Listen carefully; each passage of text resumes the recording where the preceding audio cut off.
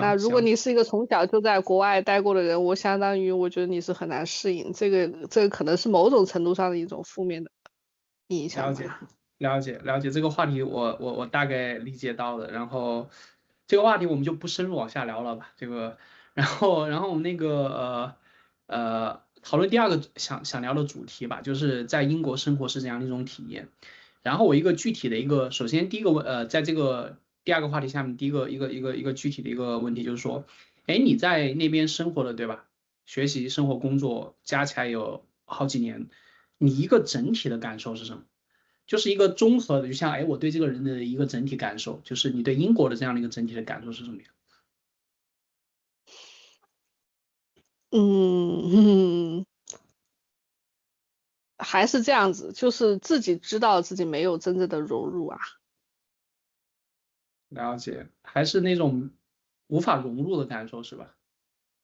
就我知道自己不属于这里，而且我知道，我在这里终究只是一个过客，我在这里生活也只是为某一些的目的暂时性的，就就只是这样而已。没有归属感是吗？对，了解，就聊了，这个，哎不聊了这嗯。个。然后那个第二个问题就是说，我猜你可能也经历过，就是说你在英国生活的时候，尤其是早期。你是怎么？我猜想你是会有孤独感的，就是你是怎么去处理这种，尤其是留学生活早期的这种心理上的孤独感的？嗯，孤独感，其实我好像从来还都没有一个人过，这可能是我跟你比较大的区别。就你是指从是来我从在英国的那段时间是吧？没有一个人过，是这个意思吗？对，啊就是我好像从刚出国，我连上飞机都是跟我同学一起走的，那的确跟我不太一样。对吧？就是说我没有这种一下飞机以后四顾茫然，不知道接下来要干什么这种时候，从来没有过。而且，嗯，即便是现在，即便你没有同学，相当于你不管是通过中介，还通过自己，通过任何途径，或者现在小红书，对吧？嗯，或者网上微博各种方式，你甚至找这种一起一趟飞机一个地方的这种学生，都是即便是萍水相逢，也是很容易找到的。对然后根据这种吊桥效应也好，刚开始出国就立刻认识的朋友，在短时间内都会是互相很好的一种依靠，而且这种信任感会上升的比较快。因为对毕竟异国他乡，你会对这种感情格外的珍惜一点啊。当然，这个感情也随着你逐渐的适应当地生活，逐渐的扩大自己的朋友圈，这个吊桥效应可能就会减弱嘛。对但是还是会很珍惜的，因为你刚开始去呢，还是一个很小的团体，你能依靠的力量还是非常有限，所以你还会比较依赖这些东西。对，对特别是当有的人主动对你示好啊，主动给予一些帮助的时候，我相信，那种救命稻草一般的感觉，我觉得这种是你在国内可能不太能体会到的，对，就是你说的没有错。特别是陌生的善意，这个东西的体会，在海外会更深刻一点。对，我同意，我同意，所以这也是为什么我最近一两年开始反思一些事情。我过去不太在乎这个东西，包括比如说友情吧，然后最近这一两年觉得这是一个很重要的东西，然后开始意识到我的那些朋友，他们去给我的这种帮助，过去不太意识，甚至是不太在乎这些东西的，其实，对因为你以前就比方说你被泡在这些东西里面。不管是友情也好，爱情也好，或者亲情也好，所有人对你的帮助，你泡在这个东西里的时候，你不会觉得少了它有多么珍贵。那你相当于就像他们都像你的空气一样，每天都跟你在一起。那你去到了就异国他乡以后，好像一下这个东西就没有了，就变到一个真空的地方，你就会感受到，就空气对你的重要性，那个体会就是一下子非常明显的这个感受就来了。对对对，我这也同意。是很多延伸到你可能后面要谈的异国恋这件事情。很多人为嗯，什么异国恋啊谈不下来？就我认识的异国恋坚持下来的比没坚持下来的要少得多得多得多，就我同意，很少。就我同意。为什么那么多人在国内谈得很好，然后出国了都会分手？就是因为他所谓的这种感情依赖，因为时差，因为地理各方面原因，那个以前很好那个人就是给不了了。那给不对了了，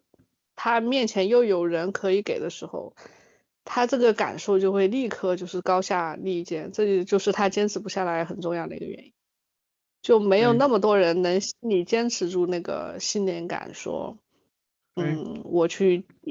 抵抗这个当下的诱惑，我还是去维持一个旧的关系，甚至这个关系可能给到我的各方面的支撑都在变弱的情况下，对吗？对，我同意。然后这个话题我们可以在那个就是谈异地恋这个话题的时候，然后具体再聊一聊。然后嗯。回到说英国生活这个感受啊，就是，哎，你觉得就是比如说你所接触到的英国人，对吧？就我们刚刚聊了很多这种，就是对，就是文化或者生活上这些感受。我们回到人这件事情上，你觉得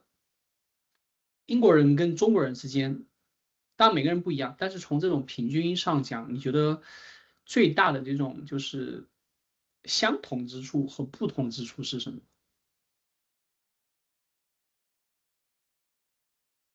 相同之处，我觉得礼貌吧，特别是英国人，特别是中国跟英国，都是属于对自己文化很有自豪的地方。嗯那我觉得你一方面就是，呃，不管我们说到哪一代那个文化，可能比方说教育方面有些缺失或怎么样，但是或者千禧年怎么离经叛道，但是整体来说，待人接物的一些礼仪，我相信比美国是好得多吧。就我个人猜想，虽然我跟美国人接触的少，我理解但到你的。是我觉得相对于来说，对外的一些繁文缛节也好，或者是怎么样也好，他们还是非常尊重一些传统的一些方式。了解，就相当于一那我觉种随，得最大的，嗯，就是随着时间积就是累下来的一些礼节、礼仪或者一些行为规范，这个在英国和中国人身上体现的，在你来感受来讲，会体现的比较明显，是吗对。？OK，了解。那不同呢？不同，我觉得英国人更关注于自己，我觉得这个就是主要西方人都会跟中国人比较大的一个区别，就是忍辱负重这个东西，在中国人各个，特别是中国的女性吧，也不能说男性不忍辱负重，只是说我作为一个女性，我可能从女性的角度看到更多嘛。是是是，基本上你说句那个，不管职场上还是各方面，我不想就不想啊，我有火当场就发了呀。就是我忍这件事情，我不知道这是一种东亚文化还是跟西方的很不一样的。而且我觉得对关系的这种看法是也是非常灵活的。就嗯是我有个很深的印象，就当时我们去参加一个英国朋友的婚礼。嗯他的父母分别都离异了，在他小的时候，这个这嗯个男生，嗯然后离异以后，他的婚礼上，他的原生的爸爸妈妈和他爸爸妈妈新的另外一半也都来了。嗯然后他的妈妈，就是他的亲生的妈妈的另外嗯一半是一个老嗯头，就是嗯，听说有什么贵族，因为英国的那种 lord 有非常多种类啊，某对一个对有点地的 lord 吧，反正对对，一个小老头，然后他就相当于是他的继父吧，虽然也没生活在一起吧。对对对，然后就是一个看起来非常有一些威严，反正也不主动跟人去交流，然后就静静的自己坐在那儿看着就是宾客在聊天的一个老头。然后因为我们中国人也没有那么善于 social，所以我们也就静静的坐在一边。然后正好四目相对，然后就闲聊了几句。但是他妈妈就非常的活跃，就是他妈妈全程就是跟各种就是人在聊天，包括我们作为男方的朋友嘛。嗯嗯然后他也会去聊，然后她的老公就是那个老头就开玩笑说，嗯，说他妈妈在抓紧每一次就是这样的可以社交的机会，再找她下一个老公。啊，哈哈哈哈哈哈，这个玩笑的确是，就怎么说啊，就是你也对他们，就很多很多人都是非常关注自身的。就有的是是，关注自己，有的是关注自己的家庭，就是所谓的我要顾全大局，我要怎么样，这种想法好像是比较少的，就是更在乎个体的利益这件事情吧。我觉得可能与说这种因为刚刚你说嘛，就是亚洲这个东西，我觉得可能是因为我们在漫长的历史时间里面，我们都是一个农耕文明。农耕这个事情的话，它很难是靠个人的力量来去做很多事情，它是一种非常讲究集体的力量的一个，并且需要集体的帮助的一个东西。所以我觉得这种漫长的时间产生的这样的一种特点，可能就是你刚刚讲的一种对集体意识的一种高于个人的这样子一种感受。